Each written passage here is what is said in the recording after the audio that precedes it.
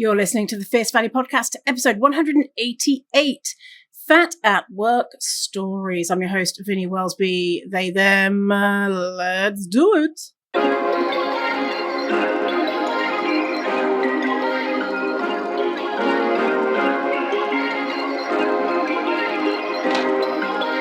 Perfect. Hello, welcome to this episode. Sorry we're a week or two late. I have ADHD, as you might know, listening to the show. And with a monthly podcast schedule, I'm out of the rhythm of making one a week, and so I have a reminder to record a podcast. But I must have seen it and just totally missed it. And then last week I was like, hang on, I haven't recorded a podcast in like a month. Shouldn't I be doing it soon? And I was like, oh yeah, I should have done it last week. So sorry for the delay. I've been getting up to some stuff. As you might have noticed, I've been focusing on some worky, stuffy type of stuff with my weight inclusive consulting. And I did a survey. I'm doing a survey, and it's called Anti-Fat Bias in the Workplace Survey. So far, we've had 327 responses, which is amazing. So it's been out for about a couple of weeks. And in it's asking only fat people to tell us about their experiences in the workplace. And oh boy, oh my lordy. Huge trigger warning. If you don't want to hear about people's experiences of anti-fat bias in the workplace and what bosses are getting up to, what mentions of eating disorders, comments, hearing what the comments people have experienced, which are egregious. What else? Just all types of shit. If you're not in the mood for all types of nasty anti-fat bias shit, then skip this episode.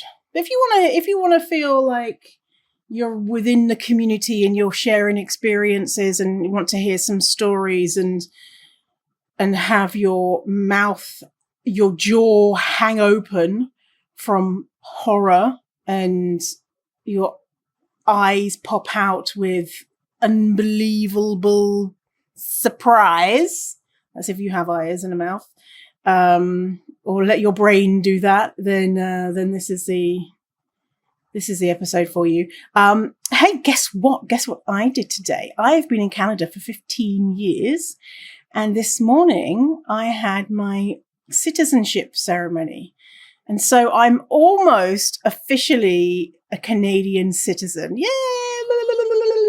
I say almost official. I don't know. I think I am. They just say afterwards you have to sign a form and then you get your certificate. And if you don't sign the form, then I sign the form and send it off. So it's always like, am I, are they going to throw me out?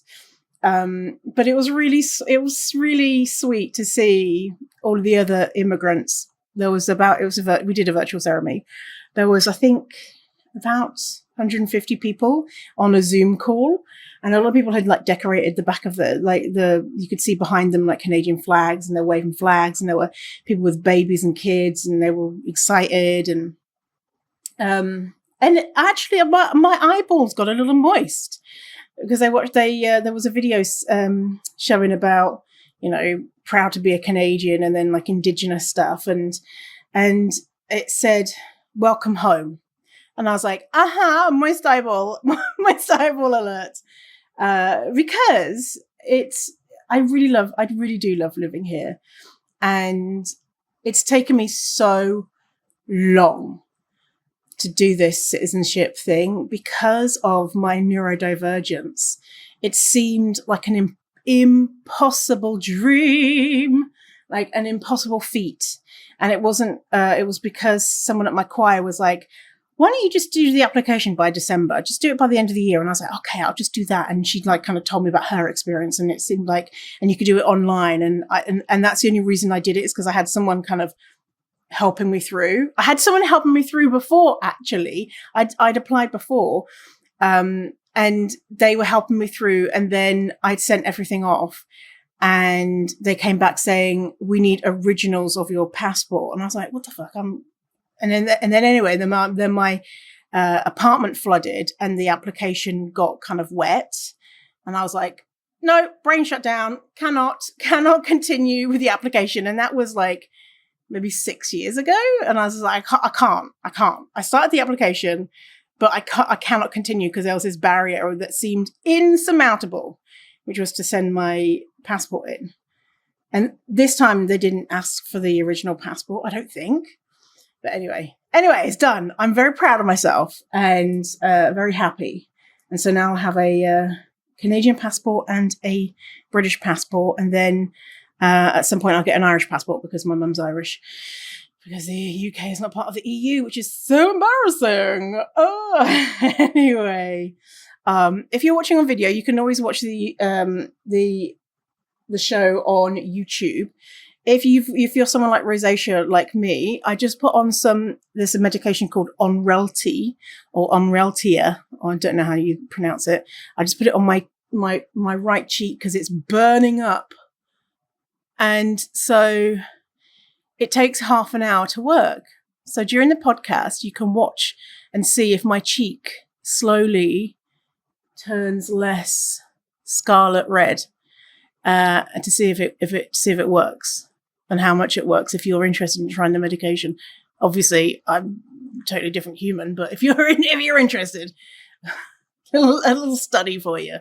What it is just a cream that stops, like, it shrinks the blood vessels on your face temporarily. So anyway, let's talk about people's stories. So we've got a ton of data, or if you are someone who doesn't say that, data. So we've got lots of data. 327 people have shared their stories, and it's interesting. So what I've done is I have separated it by different marginalized identities, and I can see the ways I can make this better next time. Like, I asked people, are you in a bigger body, or have you been in the bigger body previously? And I think next time I want to know what size body. I wanted to make the survey a little bit shorter, but I was just like, I have to add this question. It's essential. I need this question. I was like, I don't want there to be a barrier. There'd be 40 questions and people say, fuck that. So there's 12 questions. So I think next time I will take out a couple of questions and put in a different one, another question, which would be, what is your size? Anyway, so 98.5% of the 327 people said they're currently in a bigger body. And then 5 people said that they are in a smaller body now, but used to have a bigger body. Isn't that interesting how 98.5%, isn't that very similar to the diet failure rate? Not saying that any of these people have been on a diet, but I just thought that was kind of interesting. The average person who took age, it was 30 to 39. So that was 44%. And then 40 to 49 was 30%. And then 20 to 29 was 15%. Most people come from the US and Canada that took the survey. Let's give you some numbers. There's some numbers. I made a mistake of saying, where do you currently live? And just let people type it out. And, the amount of different variations of the US, or the US, U.S, USA, US of America, United States of So I just like multiple different things. Anyway, we had 192 people from the US, 39 from the UK, 190 from the US, 192 from US, 54 Canada, 10 Australia, Germany 6, Netherlands 3, Wales 2, and then we have people from India, Finland, Denmark, Argentina, Belgium, Italy, Northern Ireland, Spain, Sweden. So we had a cross section of not a good cross section, but a moderate cross section of countries. So, do you have other marginalized identities aside from being fat? Most people said that they were women, 89%. Then we had 44% saying that they're neurodivergent. 39% said that they're queer. So that's lesbian, gay, asexual, etc. 24% said that they're disabled. 13% said that they were lower economic status. 5.3% said that they were racialized. So that's a big missing demographic there is racialized or equity deserving race or ethnicity folks. So people like Black, Latinx, Latina, Asian, Indigenous, etc. So that's who is missing in a big way from this information. But we do have stories. So what type of, so have you experienced discrimination at work due to your size? The answers are yes, no, and not sure. 76.8% said yes, that they've experienced discrimination or bias because of their size at work. 18% said not sure, and 4.9% said no. Now, we have seen in previous studies on what percentage of people have experienced bias, around about 40% of people said that they've experienced bias. Now, that is in life, and then others are in healthcare. This one is specifically at work, and this is people who are in my audience. And so in my audience, you are probably more aware of what anti-fat bias is. And so I noticed that a lot of people who were saying, no, I haven't experienced bias or discrimination. The next question was, what things have you experienced? They ticked off lots of things, which was discrimination and bias. And so I was like, okay. So I wonder if they were thinking, oh, these things aren't discrimination or bias. And I wonder if, because we've got 76%, almost 77% of people saying that they have experienced bias in the workplace, that number is so high because you all know what that looks like. And I wonder actually if the reality is it's actually higher because, you know, that 18% saying not sure, and then most of them are saying, so 60 people said not sure. And then the next question I said, what type of discrimination or bias did you experience? And so of those 60 people, only 12 said, I didn't experience bias, but the rest of them continued and checked off lots of different things, ways that they have experienced bias. So then only a third of them from that section have said that they didn't experience any of the following things. So I find that kind of interesting. A lot of this is kind of guessing what people are thinking, but then we've got stories, right? So I'm going to tell you the stories too. So don't you worry, we've got stories. Okay, so what type of discrimination or bias did you experience? By the way, I didn't even tell you what the heck I'm doing with this survey. Obviously, I'm sharing you some bits of information, but I'm actually creating this into a huge weight inclusive consulting report, which will share all this information and stories. Probably not as many stories that I might share like all of them in an index, you know, at the back, just being like, here's all 300 plus stories if people are interested in reading them. Because I know a lot of people would be, because I know I am interested in reading them. But I'm going to make it into a document, so that organizations can have that, you know, the HR team, the diversity team, company leaders, anyone who wants to use that information to advocate for fat liberation, to advocate for treating fat people like, I don't know, human beings. It's so strange. It's so strange. So the biggest thing that, the number one thing that people experienced, what type of discrimination, 87% said diet talk in the office. I should have worded that differently. Instead of diet talk in the office, I should have just said diet talk. So diet talk, 284 people said Yep, experienced that. The next popular one was body size ignored in diversity, equity, and inclusion training. The one after that is open discussion / talk where people share anti-fat views. And the next one is quote unquote wellness initiatives. And then we have exercise challenge, seating not inclusive, no policies to protect me from discrimination. 21 people said that they've been denied employment.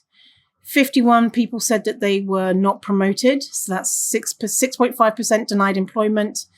Not promoted is 15.7%. Paid less, 13.8%, 45 people.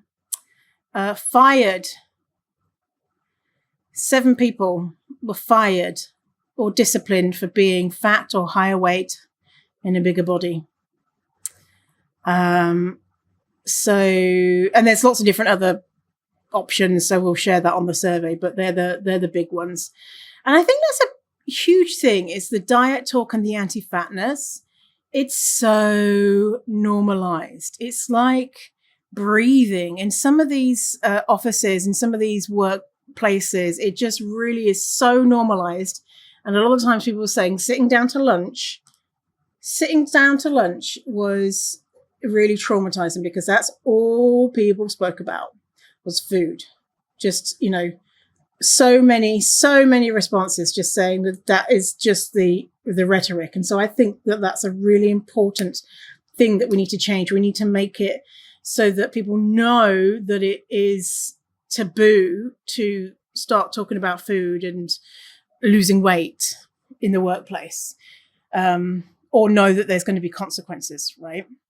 So let's get into some stories, and then we'll get back to some more stats, because we've got stories. So I've organized them by theme. And honestly, this has been so difficult, because every one that I read, I'm like, oh my God, we need to include this. And the next one, I'm like, oh my God, we need to include this. We need to include and this one. I'm like, we can't have 327 or whatever stories because we'll be here all day. But they're all so valuable, and it's so hard to pick which are the most powerful, or that will have the biggest impact on people and help change things, right? So I've tried, but again, I think I'm going to include every single story in the back of the report, so everyone's voice is heard, because I think that's important. Okay, so where should we start? Do you know what? I'm going to start with, there's some just general stories that I just thought they can fit a few different categories, but I think they're just want to hear these experiences. Okay, so the question that was in the survey, the people are answering this question. What was your experience of anti-fatness in the workplace? Share as much or as little as you like. I'll share your specific stories anonymously. Okay? So people have, lots of space to write and say whatever they want. So this is what people said. I feel so unseen and angry when my workplace goes out of the way to include so many other marginalized identities in our DEI work, but body size is not included. It feels like such a glaring omission to me, and sends a message that my workplace either completely doesn't understand why we need to be talking about fatness, or just doesn't care. That's from a 30 to 39 woman from the US. Agree, 100%. I'm thinking, like, how does that make everyone else feel? It makes me, other fat folks, that we're such a huge, pun intended, large, pun intended, significant, pun intended, part of the employee population, right? Many people are in bigger bodies. We're the biggest equity deserving group, right?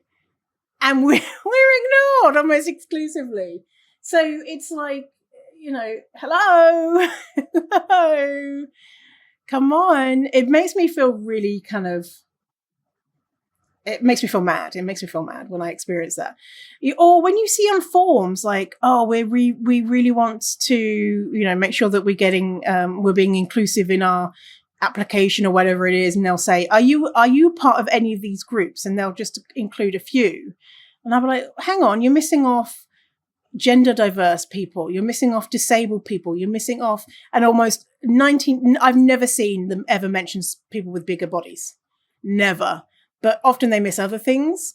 So they should just say, here are some options, and also include fat people, but then also have the, other, or just tell us what groups you're part of. Someone else said, so much, it's hard to capture it all. It is hard to feel any ease at work. Diet, weight loss, and anti-fat body talk crop up regularly, even during professional meetings. I greatly prefer days when I get to work remotely. I met many colleagues virtually first, and their responses of seeing me in person, where I was clearly fatter than they were expecting, made me uncomfortable. I also felt like some people treated me differently after meeting me in person. The physical workspace isn't accommodating, with seats that aren't sturdy, or have arms. We have regular office events where I'm required to wear a branded t-shirt that doesn't come in my size. I think this comment encompasses a lot of the different themes, which is branded t-shirt not in my size, the chairs, work from home being better, weight loss talk, anti-fat talk, coming up regularly in professional meetings. This is a lot. This is kind of like a good overview of what the fat experience is, but this is kind of, in gentle words without the egregious kind of, this is how people talk. I'm going to share those as well. And I think that's a big thing is work from home, I think, is a really good solution for many people, not just people in bigger bodies, but disabled people, neurodivergent people, etc., to navigate the workplace. And so I think that would help with decreasing the amount of anti-fat bias people are exposed to.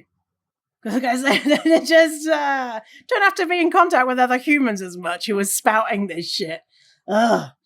Okay, so next comment. Hours-long discussions of diets and body size. Competitive fitness challenges by department. If you don't walk X steps, you're letting the department down. On-site dietitian measuring body fat percentages for staff as part of a, quote, wellness day. Demands for low-calorie catering during staff retreats. I had a one-on-one lunch with my boss who asked me if I had, quote, earned my carbs as we looked at the menu.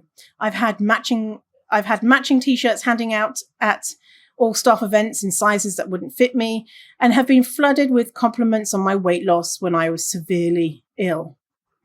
That's from a queer woman who's neurodivergent, 30 to 39 in the US. Coming from a work from home to in-office position, I was shocked at how prevalent and pervasive the diet talk and culture was.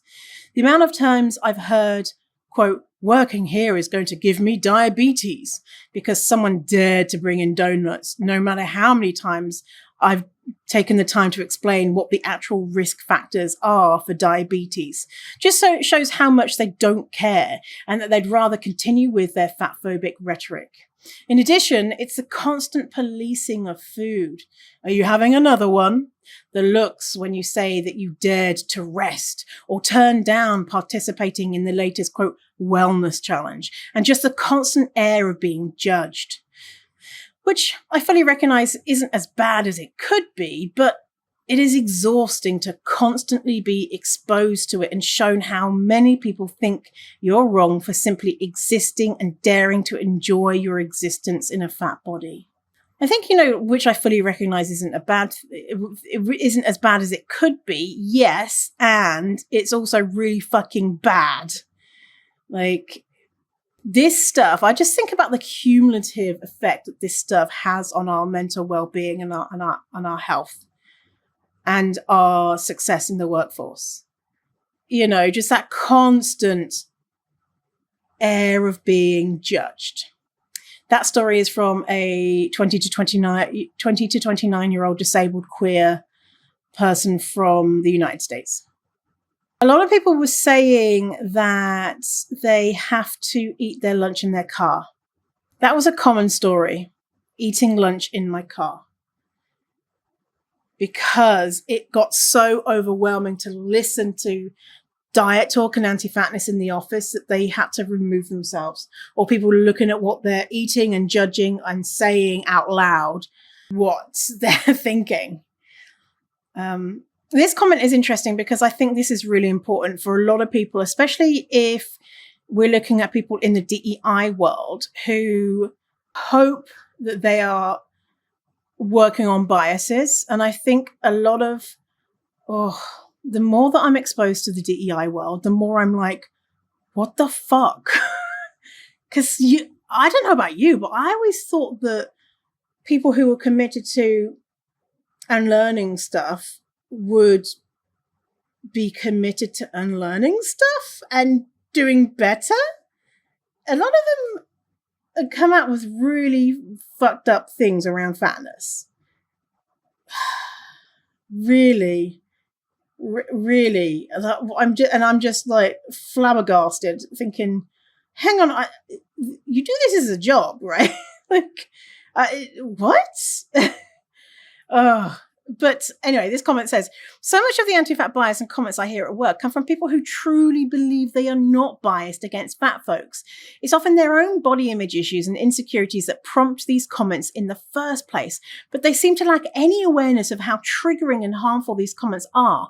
It feels invalidating of my work and my being.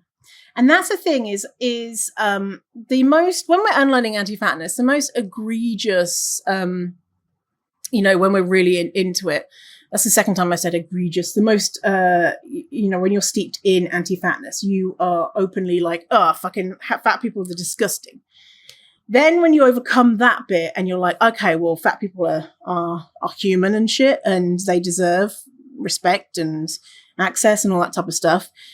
Then you're like that, but then you say, but me, I am disgusting. And that goes for if you're in a bigger body and if you're not in a bigger body.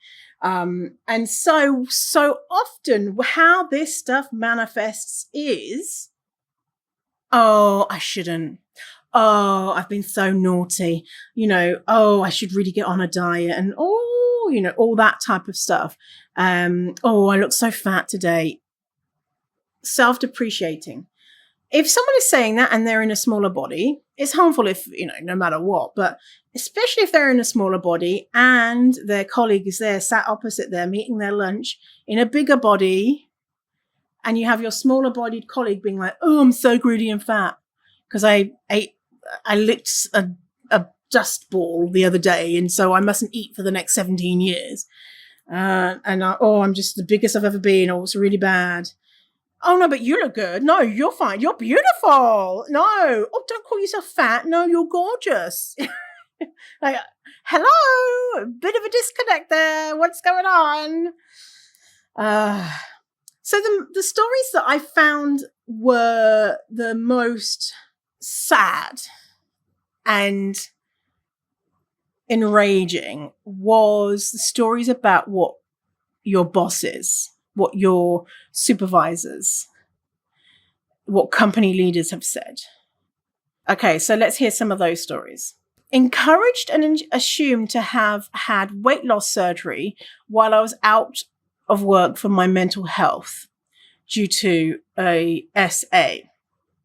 Was told by my boss that he was not shocked about a type 2 diagnosis. Constant and incessant diet talk and fat body hate talk at every corner of the office. An old office manager once said to my face that she would rather die than be fat. That is from a 50 to 59-year-old woman in the United States.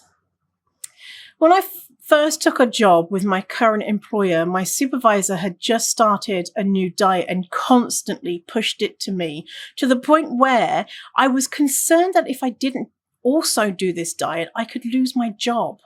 I chose not to sit at my job because the chairs do not fit me. That's from a woman in the United States, 40 to 49. One of the most memorable ones for me was the time I cheered during a meeting and my boss responded with, "Hey, you burned a calorie." That is just, that one for me really, really hits, because you're there cheering. You know, presumably something good happened and we're sharing a moment of joy. And that joy and connection is just torn apart by, "Hey, you burned a calorie." That's like, you know, when you feel safe and you're like, "Oh, this is good," and you're having a good time. And then in an instant, it's eviscerated. And you're brought back to reality that you can't even cheer or be in a team or participate without your boss thinking about your body. That one really hit for me. That's a disabled woman in the US, 30 to 39. There are wellness initiatives every year, some of which include a monetary bonus. I've been subject to a lot of diet talk. I wouldn't waste calories on white carbs, etc. Co-workers once judged the size of my garden salad, asking if I was going to eat all of that, and stating if I ate a salad that big, I wouldn't be hungry all day. I'd skip dinner. My former manager made jokes about the eating habits of multiple co-workers in other departments. In one of the only wellness initiatives I participated in, tracking servings of vegetables each day, I was one of the only participants, and I think I may have won. No winner was announced, though, and the planned prize was never given out. Once overheard a supervisor observing me getting seconds from a monthly lunch buffet and telling a colleague, "That one just thinks with their stomach." It's overwhelming, isn't it? You wouldn't feel safe. You wouldn't feel safe doing anything. I mean, we know this, right? We know this. That's from a 40 to 49-year-old United States, queer, gender diverse, neurodivergent person. Just that surveillance and mistrust, like, just, you know, you eat in a salad and it's, "Oh my God, how could you eat that? That's so huge." And this person, they said, I overheard a supervisor, not my direct supervisor, not even your direct supervisor. What the fuck has it got to do with them? It's got nothing to do with anyone anyway, but like, you're not even safe with other people. This person says, "My first real job, the head boss called me Miss Piggy behind my back and everyone else for 2 years. I only learned of it after I left and a colleague finally came clean." For 2 years, this person, woman, lower socioeconomic status, US, 30 to 39, was called Miss Piggy by the head boss. I just can't even. And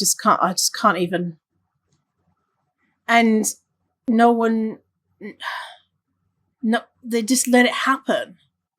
And I say, you know, it's the head boss. I understand there's power dynamics there, but, you know, maybe even telling them, like, if there was some power dynamic where I didn't feel safe to say something, I mean, I can't imagine me not. Can you imagine if someone said to me, "Oh, Miss Piggy, blah blah blah," and I'd be thinking that they were meaning it as in they're a fabulous person, you know, because it probably wouldn't compute to me for the first second that they were trying to be derogatory. Anyway, but obviously this person is trying to be derogatory, right? You know, you would shut that down in any way you could, and if you couldn't, you would go and tell the person, "You are not safe here. This is what's happening." I don't know. That's me. That's what I would have. I don't know. Ugh. It was primarily directed at women, supervisors or co-workers pointing out a larger woman and saying, "Looks like she's about to pop," or "She could afford to miss a few meals." That's from a racialized woman who has a minority religion in the US, 30 to 39. I once worked for a men's health organization. I was told I needed to be smaller from the executive director to reflect men's health. I am a woman. It made me feel terrible. That's someone 40 to 49 from Canada, racialized woman. Some moments that stick out. Working at a front desk nonprofit and had to eat my lunch on my desk often. Supervisor saw sticky bun on my desk and said, "Wow, guess you're really treating yourself." And then saw a dish of peas the next day and said, "Keep that up, you'll see some change." Lots of hyper fitness focused staff, and they added in movement breaks to meetings that were high intensity interval activities and not accessible for all. Being told by director that we weren't using health insurance a lot and that was a good thing financially, so we should, quote, keep it up, and encourage staff to join the running club or climb stairs to make sure that we wouldn't need to use it in the future. That's from a neurodivergent person in the US, 30 to 39. So many experiences. One that stands out is being asked by a bully anti-fat manager, "Are you going to eat them all?" when I brought in some donuts to share on my last day. 40 to 49-year-old woman in the UK. I hate it here. I hate it here. This is just what really what really gets me is the moments of joy or community and connection that are destroyed by anti-fatness and diet culture. Like, I don't know about you, but those ones really get me when you're like, and this must be some healed shit from my childhood.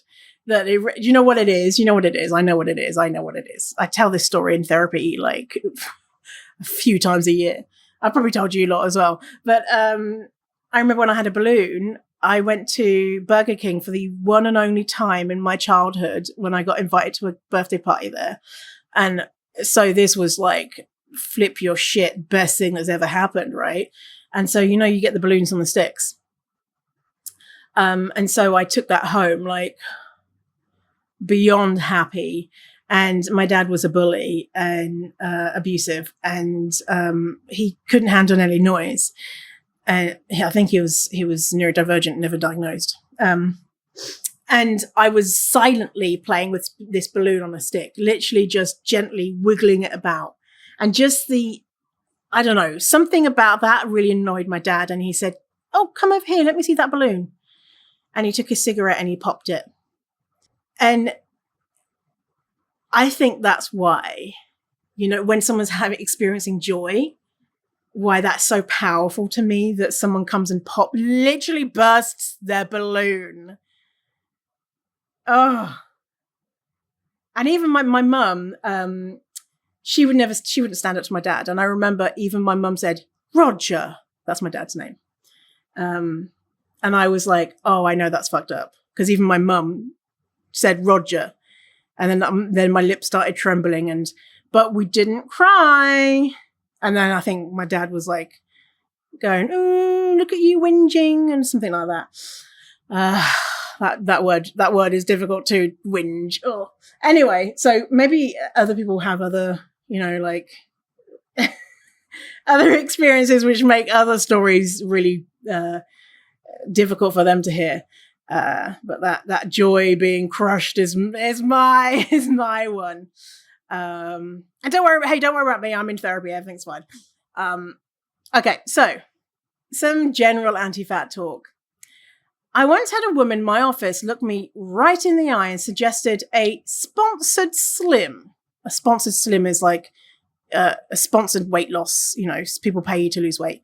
A sponsored slim. I wasn't even part of the conversation about ways to raise money for charity. So I guess they were doing a charity thing. I was just there, minding my own business, making a coffee. I'm like, fuck off. That's a 30 to 39-year-old UK disabled, queer, neurodivergent woman.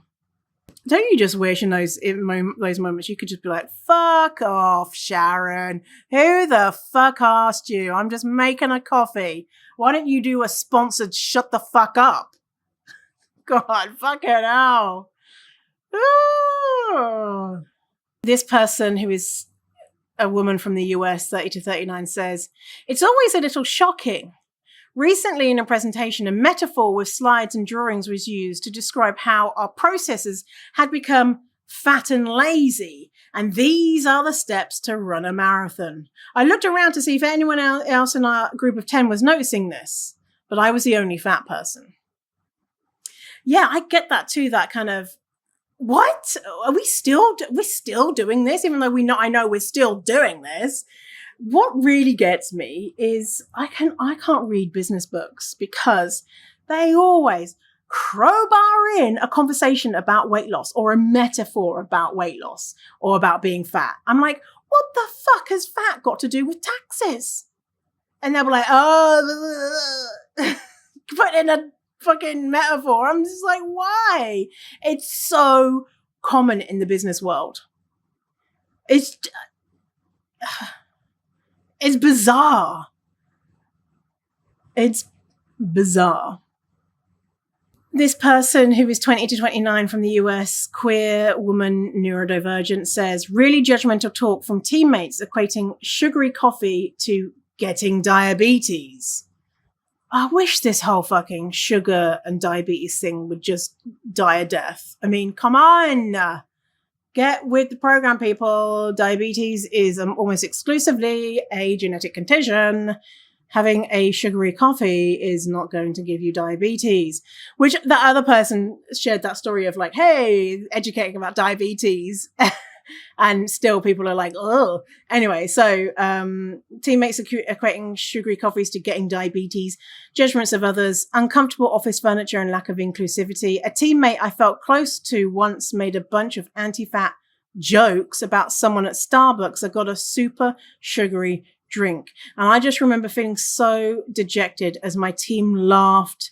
And I wondered if they felt that way on the days I got a latte or brought something that wasn't a salad. I don't understand how people don't understand that when they make jokes about someone else, they're also saying like the same things about everyone else in that, in that room. They're saying, I think that people who do ABC, I think people who eat sugar are whatever it is that they're saying. When they know every single person that's around them has and does eat sugar. Even if they're on a diet when they don't eat sugar, they're still eating sugar because if they didn't, they'd die. In some ways, there's sugar in lots of things. Anyway, whatever. What? And then everyone's laughing along, but everyone's probably thinking the same fucking thing. Like, oh, yeah, good one. Oh, but I ate like a tomato last week and that probably has like 0.0000001 gram of sugar. And so do they think that I'm a greedy sugar eating monster? They probably do, So even though everyone was laughing, everyone was probably all feeling like shit. And the person making the joke also feels like shit because they're making that type of joke. But then the person who's in the bigger body is the one who's getting the brunt of it, right? This person is from the US. They're 20 to 29. They are queer and lower socioeconomic status. They say, I work in a hospital and have had doctors and nurses make comments about my weight to me. I had a rad tech ask me why I thought I was so fat. When I told them I'd always been this size, he went on to tell me I was eating too much sugar without ever seeing me eat or drink anything and without any input from me. I've also witnessed medical professionals speaking negatively about patients' bodies in ways that weren't medically relevant. One particularly egregious example was when a trauma surgeon and ER nurse were overheard talking about how gross it was to watch CPR being done on a severely injured and shirtless man in a large body. Even as he lay there fighting for his life, people were commenting on his body. That's just so fucked up. In such a vulnerable moment, why would they be thinking about his body size unless it was relevant to the treatment and helping this person? That's why, I would love to be able to donate my body to science. And because people need to study fat bodies. But one, it would be rejected because my body's apparently too big to study. Impossible. But also, I know that my body would be a spectacle. You know, it wouldn't be like, oh, here's a normal body just to study. It would be, oh, look at what fatness does to a body. Oh, look at this fat person. Oh, you know, on a documentary on BBC about, you know, remember that fat autopsy thing? Just so violent and horrifying, you know. And that's like a deepest, darkest fears, is that, like for me, is that people are being kind to you, and in reality they're turning their back and they're disgusted. And a doctor-patient relationship, especially when you're going to be unconscious, I feel really uncomfortable about it. Like when I got my gallbladder out and the doctor was this like white, what I'm presuming is cis het guy, and you know, he didn't really talk to me, and I just thought about him, you know, just roughly pulling up my robe or whatever to access my stomach for the surgery, and then they have to blow up your stomach, to not blow it up, inflate it with air so they can do the laparoscopic surgery. And just thinking of me being there in such a vulnerable position, and then what are they thinking? You know, are they thinking like this? And just hoping that there are kind people there too, who will see you as human. Oh man, this shit is dark. Oh. This person, who is a woman from the US, 40 to 49, says, the most memorable experience I had was during my peak time of disordered eating and exercise. When I was at my smallest, employees started asking me if I was new. When did I start? Would I like to go to lunch? I'd been there for 10 plus years. And then when I gained the weight back, as most do, those employees stopped talking to me and ignoring me, and I was back to being invisible. This stuff, I mean, I feel like we need to have a break of, like, I don't know, watching a video of kittens or something. This is a lot. If you're feeling like this is a lot, go and watch a video that's going to make you feel a bit better. A video of kittens. Is that your thing? You like a kitten? You like a puppy? You know what I really like? Budgies. Oh, a bird. Oh, yes. There's this new bird I've started following. I wish I could tell you the name of it. But the bird loves to go in a cupboard in the kitchen and throw the cups out of the cupboard. And the bird's parents pretend that the bird is not allowed in the cupboard, but they cleared the cupboard out and put all plastic cups in, and like bells and toys in there for him. And so whenever they open the cupboard, the bird rushes in and is like, look at me, and like marches around the cupboard throwing things around, and they all like, oh, stop being so naughty, you're such a bad bird, like joking with him. And the bird is just having such a gay old time. Oh, I do like that bird a lot. Birds are, I really like a nice bird. What do you like? What's your favorite silly animal? Maybe you don't like animals. Who are you? Okay, next story. A woman from the UK, 40 to 49, says, I've worked in an office where a colleague brought in a set of scales. Oh, talk about fucking life of the party, bringing in a set of scales to the office. Stop it. And everyone joined in with weighing themselves in front of everyone else. What? One colleague there, who claimed to have had nursing training, said that she could tell how much someone weighs just by looking at them. Are we at a fucking circus?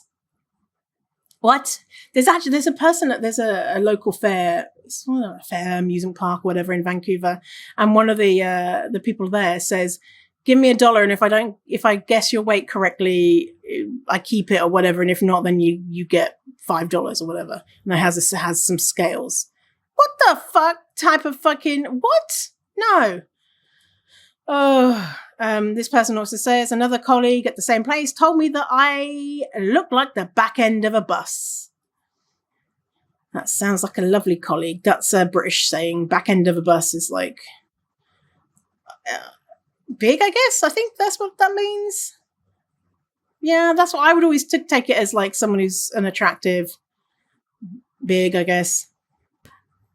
This person who's 40 to 49 from the US, woman, neurodivergent, lower socioeconomic status, were in a meeting about an upcoming major event, and instead they talked about keto diets for half an hour. I asked, could we talk about what we came here to discuss? This was brought up in my yearly review as not being a team player. Oh, sorry, I was just trying to do work and not be harmed by your bullshit keto fucking, unless they all happen to be children who are diabetic or, sorry, have epilepsy, which I don't think they were. Okay, so wellness initiatives. Wellness initiatives. This person's 30 to 39 from the UK, woman, neurodivergent. Workplace exercise challenge where others could see how active you were. Sent me into an orthorexia spiral. Was exercising like 3 times a day, so I had the highest exercise score in my team, so people could see I was being a good fatty. I don't understand. So I don't understand this. I don't understand how someone could be sat in HR being like, what could be a good challenge? I know, let's make people do a steps challenge or an exercise challenge. That's not gonna fuck with them in any type of way. No, it's just gonna be great for their well-being. What could go wrong? And they ask themselves that question, what could go wrong? And they say, nothing. Maybe the fat people will stop being so fucking fat. Like, isn't it so obvious that this could be so risky for people's mental health and well-being? A competition of how much to move, and everyone can see what you're doing.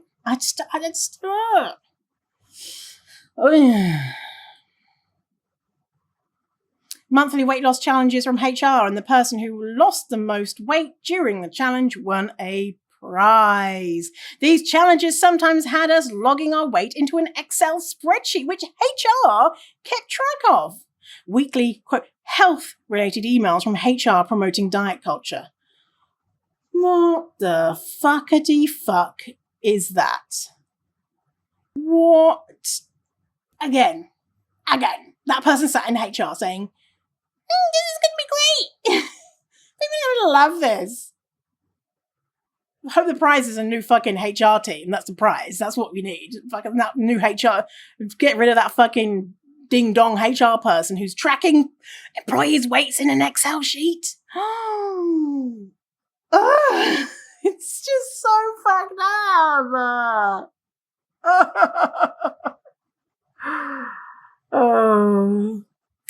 I just did this new linguistic thing that apparently is a trend now. This is a linguistic person I follow on Instagram. Sorry, I'm telling you about these people that I follow, and I'm not going to tell you what their names are because I don't remember. Sorry about that. Anyway, there's this new linguistic thing that they've noticed is that people are saying, no, and I just did that. I so fucked up. There's someone from Drag Race UK, they're Irish, and that's that every sentence they talk like that, and it winds me up to no end. And I'm like, stop being annoyed by this because, that's just the way they speak. And so the devil on my shoulder is like, but it's so fucking annoying. And then like, the angel's like, oh, it's probably based in some really problematic thing, you judging them for going, at the end of every sentence. So don't do it. You're a terrible person for being annoyed. And the devil being like, it is so annoying. So they'll be like, oh my God, where is this? I'm going down here. I really like drinking some tea. Anyway, I'm going to stop being rude. Stop it. I'm sorry. Anyway, this linguish is just like, there's no judgment on it. It was just like, this is a new thing that people are doing. And there you go. Anyway, okay, so a lot of people, what they're saying is that a lot of people are mentioning eating disorders and how they're praised for eating disorder behavior, and because they're praised because they were engaging in an eating disorder and they lost weight because of an eating disorder. A lot of eating disorder awareness needs to be had around this stuff.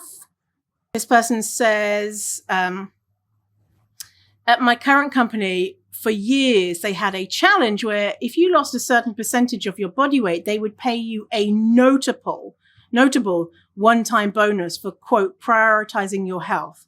Perhaps the one benefit of the company not performing great is they have gotten rid of this, quote, perk.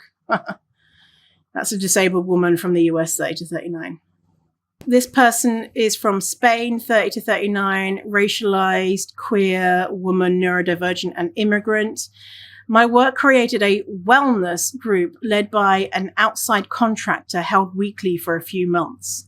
It was intended to be about becoming healthier, but was very much weight-centered, including encouraging weighing ourselves. Co-workers asked if I was going, so I did, and in the group, people shared why they were there, and there was a lot of negativity about being fat. For example, one coworker talked about her upcoming wedding and said she would hate to be a, quote, chubby bride. I went to the first session and didn't want to go again, but felt obligated to make excuses about needing to cover my section. Honestly, these wellness things are just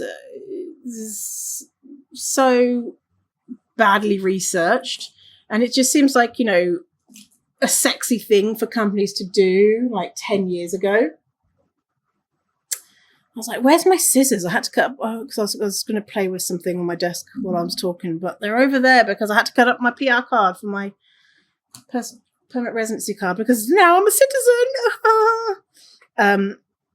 Anyway, what the fuck was I talking about? Let's talk about many stories about clothing and uniform and PPE not fitting, personal protective equipment.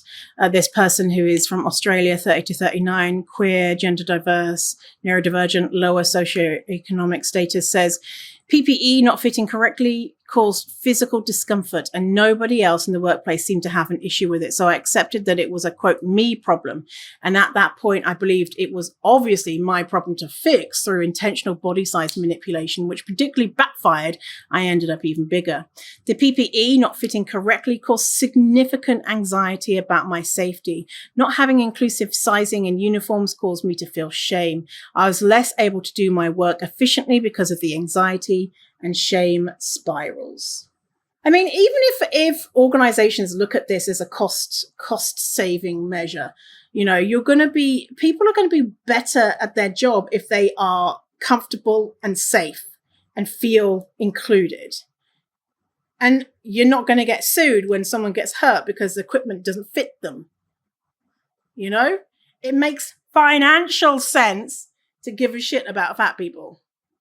There's a number of stories about people saying that they were told that they had to dress in a certain way, but their straight-sized co-workers didn't. And it was because they were uncomfortable. They, being people, their bosses, were uncomfortable with seeing their body. This person says, my director informed me that I should wear clothing geared to my body, like pants, no shorts, shirts no shorter than 3/4 sleeve, or I should wear cardigans and blazers if I absolutely felt I needed to wear shorter sleeves. Our office is business casual and no one other than myself is asked to dress that way. Our director is a woman herself and and this dress code was for myself only and didn't change until 4 other co-workers called her on the rule in an all-staff meeting, at which point she denied making the statement, saying I must have misunderstood her request. That's from a 40 to 49-year-old racialized queer woman in the US. This person from France, queer woman, 30 to 39. I work in a reception in a 4-star hotel, and until last year, the uniform we had was relatively easy to substitute with items from brands other than our official supplier, a white shirt and black slacks. Last year, the manager decided to change the uniform to something much harder to substitute, baby pink shirt and navy suit with a waistcoat. I had to insist time and time again to make sure that they would choose a supplier with as large a sizing range as possible. And when we eventually received samples to try on, the management had only requested French sizes. I'm guessing they're smaller sizes, despite knowing several team members wear large sizes, meaning a few of us essentially had to guess at our size for the final order. The answer when we mentioned the sample sizes: it's fine. If things don't fit when received, the final order, we can always return and exchange them. I'm still waiting for a waistcoat that will fit me. A lot of people have said that they've just given up on trying to get clothes because it seems like the bosses are just like, oh, this is too hard. And people are advocating for themselves, very bravely advocating for themselves. And they're just getting told that they're a nuisance, an annoyance, and go away and it's fine, and they're so excluded. Then they get in trouble for not meeting the dress code. Ugh. Another thing that I hadn't thought about, because the first thing I hadn't thought about was working from home being better for people, which I mean, obviously, but something I didn't think about was interactions with customers and how we should be setting policies for the way that we allow customers to talk to employees. Like, we wouldn't allow a customer to say, be abusive in certain ways. So why would it be okay for them to say things about a fat person? So here's some examples. Work in healthcare, so constantly hearing how terrible it is for your health to be fat. Have had disgruntled patients comment on my fatness as a way to lash out or get revenge. That's from a woman, US, 30 to 39. Once had a client reply when I said that I'd have to do that after I ran home, say, oh, as if you could run. Let me say that again. Once had a client reply when I said I'd have to do that after I ran home, say, oh, as if you could run. That's a Australian woman, 30 to 39, gender diverse and queer. I work in customer service, and I once had a customer come up to me and recommend a weight loss drug to tell my family doctor about.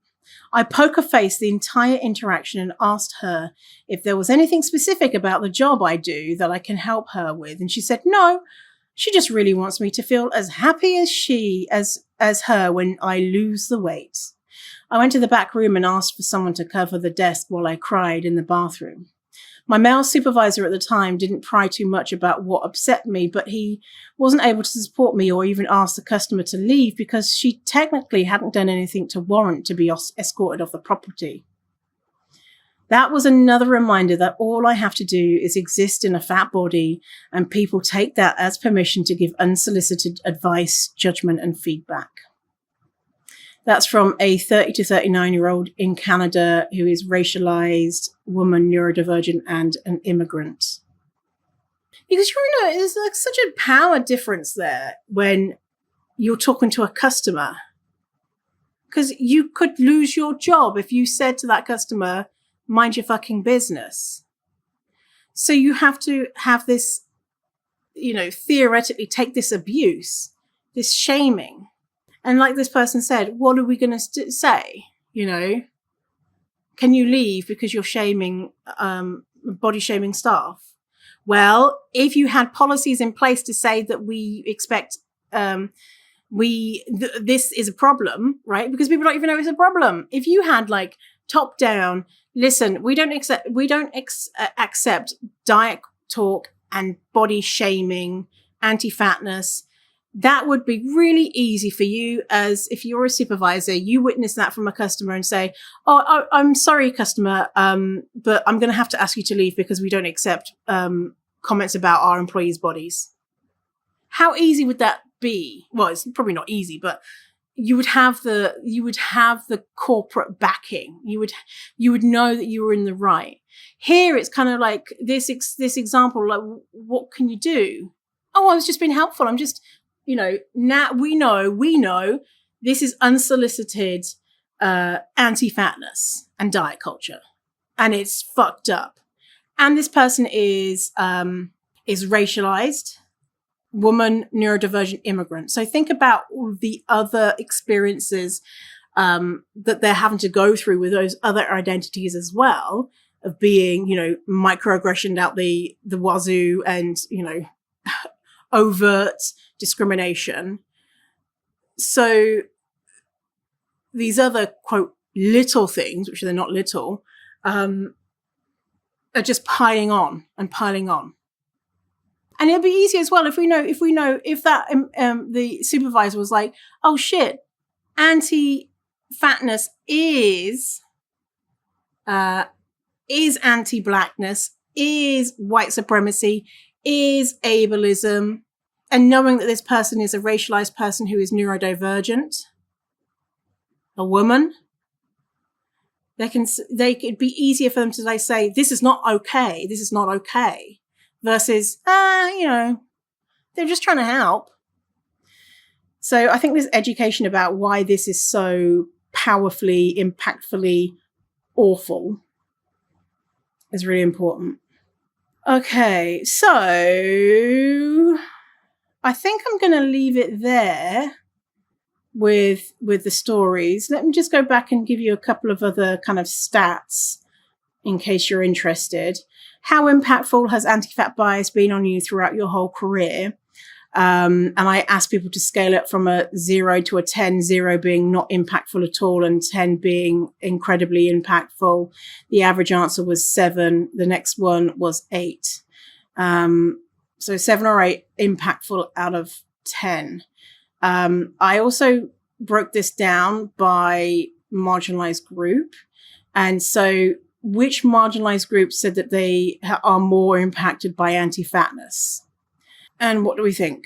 What does your little brain say? What marginalized groups are the most impacted by anti-fatness? You say you guess in your brain, and let's see if we've got it right. Okay, so the average response number-wise by all respondents, so average response is 6.039. So that's the average response, and these are all from all people with marginalized identities, right? Next time I'm going to do what's your gender? And so have it like man, woman, gender queer, blah, blah, blah. So we can then compare, men to genderqueer people or women to genderqueer people. Well, we can do that with the women and genderqueer right now, but have space for people to say where they have got privilege in their identities versus just where they are lacking privilege in their identities. So next time I'll do that. But anyway, general response from people with marginalized identities is 6.039. The people most impacted were racialized people, whose average answer was 6.823. The second most is lower socioeconomic status. I think that's really interesting about, poorness and fatness and that combination of how people are looking down. Poor, fat, and black, it feels like is the kind of really derided, really looked down upon, discriminated combination. Then we have disabled, then is queer, neurodivergent, immigrant, minority religion, gender diverse, all respondents, and then women. Actually, women were all respondents was the lowest, and then women were just above that. So I wonder if I can do an analysis of if someone has multiple marginalized identities, if they are experiencing more, because we know what the answer is. Yes, right? So I want you to get a number way of relating this information to see how impactful it is. And then we've got the stories as well to back it up. What other questions do we have? What do you think is the most important way to make a workplace fat positive? The number one thing that, and I said you could only pick one, which was mean of me. You know, only pick one. We want all of these. Accessibility support as standard. For example, chairs for fat folks, inclusive uniform sizes, accessible office space. The second most popular was HR policies that make size a protected class. And the third most popular was a no diet talk or anti-fat bias talk policy. What people have said, a couple of people have said, is that they worry about training and what people are saying about the training and how the training, if you had training, how it could be perceived. Will it create more bias?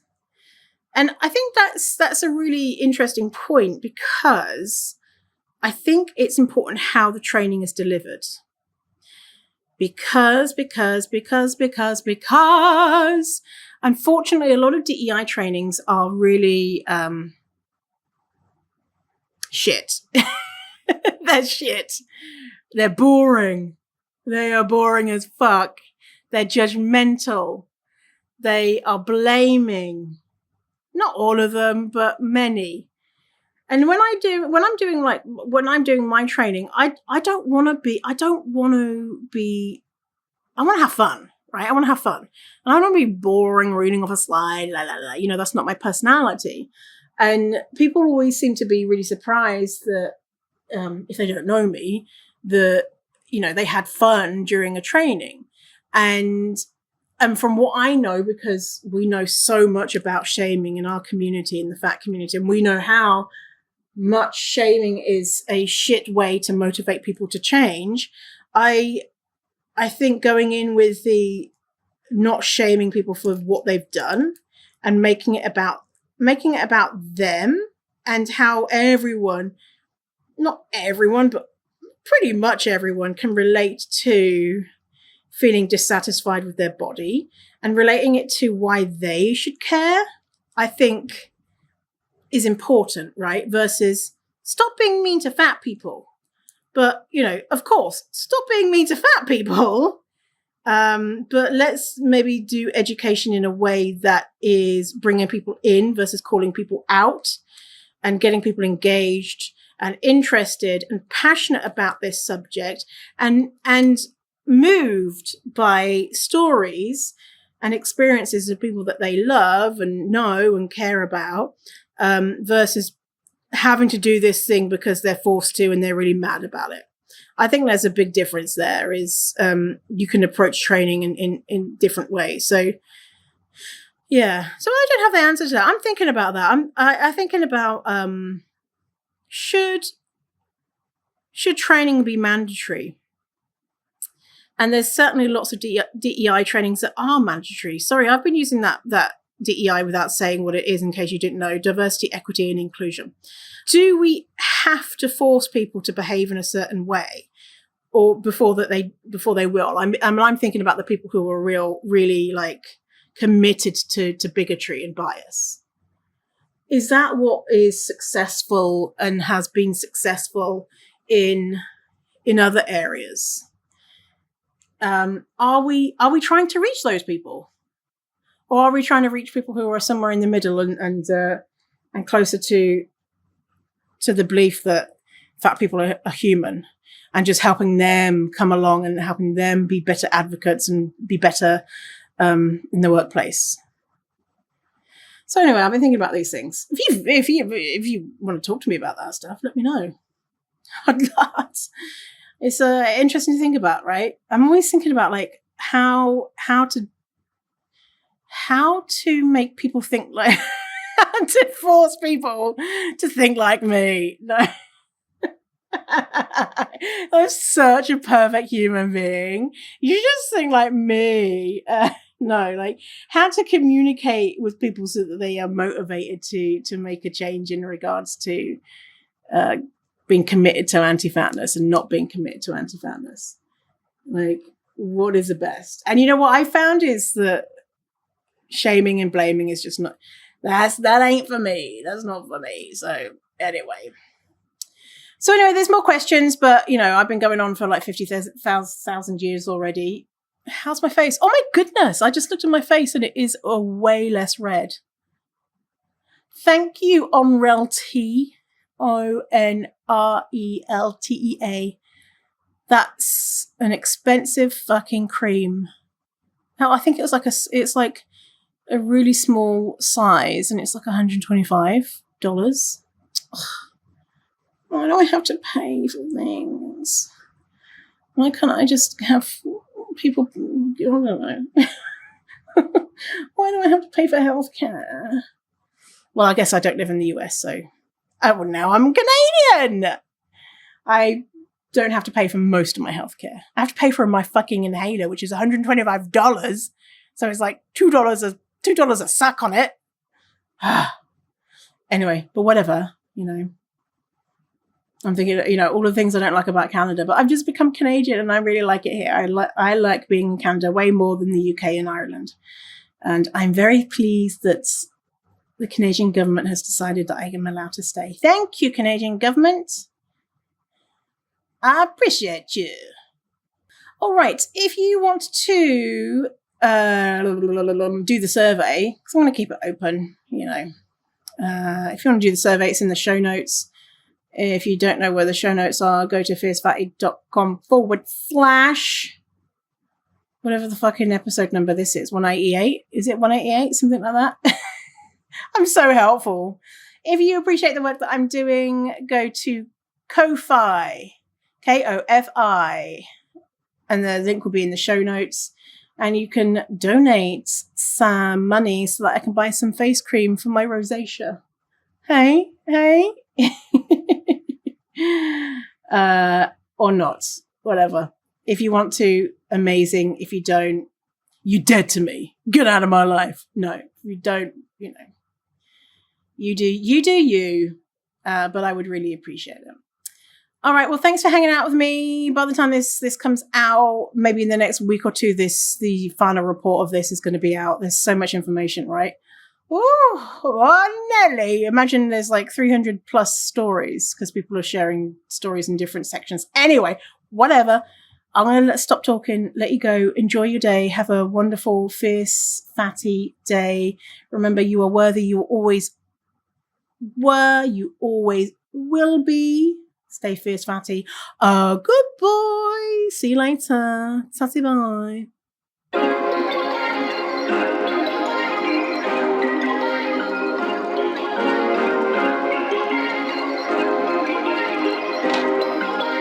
Perfect.